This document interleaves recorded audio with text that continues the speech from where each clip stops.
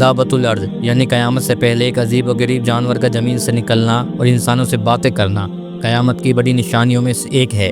قرآن کریم کے علاوہ بہت سی احادیث مبارکہ کے اندر بھی اس کا ذکر موجود ہے۔ یہ جانور کہاں سے اور کیوں نکلے گا، اس کے نکلنے کے پیچھے حکمت کیا ہے، یہ کیسا دکھتا ہوگا اور کیا کیا کرے گا، اور دراصل آج کے دور میں اس کی حقیقت کیا ہے، ان سب کے بارے میں آج ہم اس ویڈیو میں بات کرنے والے ہیں۔ دوستو، قیامت کی ایک بڑی نشانی دابۃ الارض کا زمین سے نکلنا ایک قرآنی آیت سے بھی ثابت ہے۔ سورۃ النمل 82 کے اندر اللہ تعالیٰ فرماتے ہیں، اور جب قیامت کا وعدہ پورے ہونے کا وقت آ جائے گا تو اس وقت ہم لوگوں کی عبرت کے لیے زمین سے ایک عجیب و غریب جانور نکالیں گے جو لوگوں سے باتیں کرے گا اور کہے گا کہ اب قیامت قریب آ گئی ہے۔ اور یہ جانور ہم زمین سے اس لیے نکالیں گے کہ لوگ ہماری نشانیوں کا یقین نہیں کرتے تھے۔ جس روز سورج مغرب سے طلوع ہوگا، اسی دن یا اس سے پہلے یہ عجیب و غریب جانور زمین سے مکہ مکرمہ کا ایک پہاڑ جسے کوہ صفا کہتے ہیں وہاں سے پھاڑ کر نکلے گا اور اپنے سر سے مٹی کو جھاڑتا ہوا مسجد حرام میں حجر اسود اور مقام ابراہیم کے درمیان پہنچ جائے گا۔ لوگ اس کو دیکھ کر بھاگنے لگیں گے، لیکن ایک جماعت رہ جائے گی۔ یہ جانور ان کے چہروں کو ستاروں کی طرح روشن کر دے گا اور اس کے بعد وہ باقی زمین کی طرف بڑھے گا اور ہر کافر کے چہرے پر کفر کا نشان لگا دے گا۔ کوئی شخص اس کی پکڑ سے نہیں بچ سکے گا، کیونکہ یہ ہر مومن اور کافر کو پہچانے گا اور لوگوں سے باتیں کرے گا اور انہیں قیامت کے آنے کی خبر دے گا۔ جیسا کہ قرآن کریم کے اندر ارشاد ہوتا ہے، مجرموں آج تم مومنوں سے الگ ہو جاؤ۔ اسی طرح سے مسلم اور مجرم کا فرق دنیا میں ہی ظاہر ہو جائے گا، لیکن پورا حساب کتاب قیامت کے بعد ہی ہوگا۔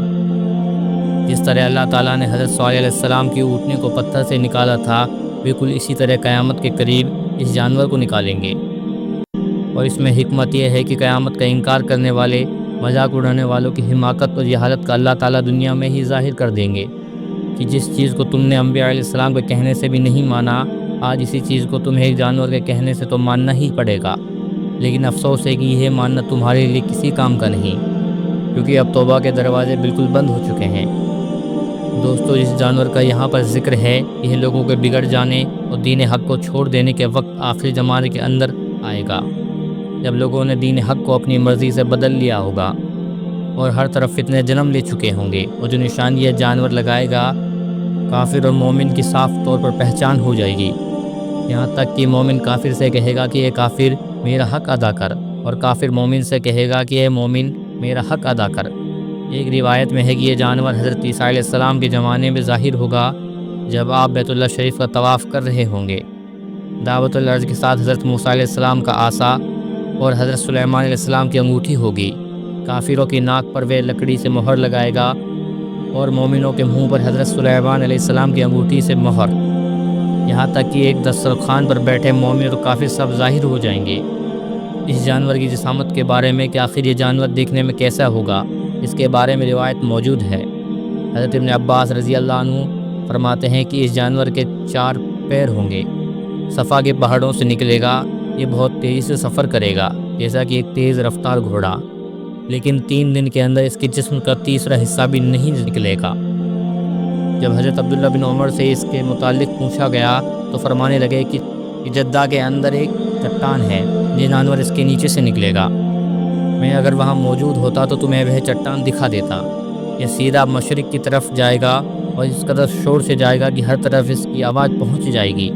پھر شام کی طرف جائے گا، وہاں پر بھی چیخ مارے گا، اور پھر یمن کی طرف متوجہ ہوگا اور یہاں پر بھی چیخ مارے گا۔ شام کے وقت مکہ میں چل کر صبح اصفہان پہنچ جائے گا۔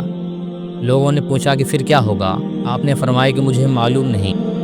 حضرت ابو ہریرہ رضی اللہ عنہ کا قول ہے کہ اس کے جسم پر سبز رنگ ہوں گے، اس کے 2 سینگ کے درمیان گھوڑے پر سوار شخص کے لیے جگہ ہوگی، مطلب اس کے دونوں سینگوں کے درمیان اتنا فاصلہ ہوگا کہ ایک سوار بھی وہاں پر چل سکتا ہے۔ یہ موٹے نیزے اور بھالے کی طرح کا ہوگا، اس کے بال ہوں گے، کھر ہوں گے، داڑھی ہوگی مگر دم نہیں ہوگی۔ 3-4 دن کے اندر یہ مسلسل باہر آئے گا۔ یہ تیز گھوڑے کی طرح چلتا ہوگا، اس کا سر بیل سے ملتا ہوگا، آنکھیں خنزیر کی ہوں گی، کان ہاتھی کے جیسے ہوں گے، چیتے جیسا رنگ، بلی جیسی کمر ہوگی۔ اس کے ہر 2 جوڑوں کے درمیان 12 گز کا فاصلہ ہوگا۔ اس کے پاس حضرت موسیٰ علیہ السلام کا عصا اور حضرت سلیمان علیہ السلام کی انگوٹھی ہوگی۔ اور یہ جانور بنا ماں باپ کے اللہ تعالیٰ کے حکم سے پیدا ہوگا۔ دوستو اس جانور کے بارے میں قرآن میں ذکر ملتا ہے، لیکن اس کی جسامت کے بارے میں قرآن کریم میں کوئی ذکر نہیں ملتا، اور جو حدیث اس جانور کی جسامت کے بارے میں موجود ہیں انہیں ناقص یعنی کمزور بتایا جاتا ہے، یعنی احادیث کے بارے میں اوتھینٹک ثبوت موجود نہیں ہے۔ تو دوستو یہ تھی ہماری آج کی جانکاری۔ اگر آپ کو ہماری ویڈیو اچھی لگی ہو تو ویڈیو کو لائک، چینل کو سبسکرائب ضرور کریں اور بیل آئیکن کو بھی دبا دیں، اس کے آپ کو ہماری نئی ویڈیوز کی نوٹیفیکیشن ملتے رہیں۔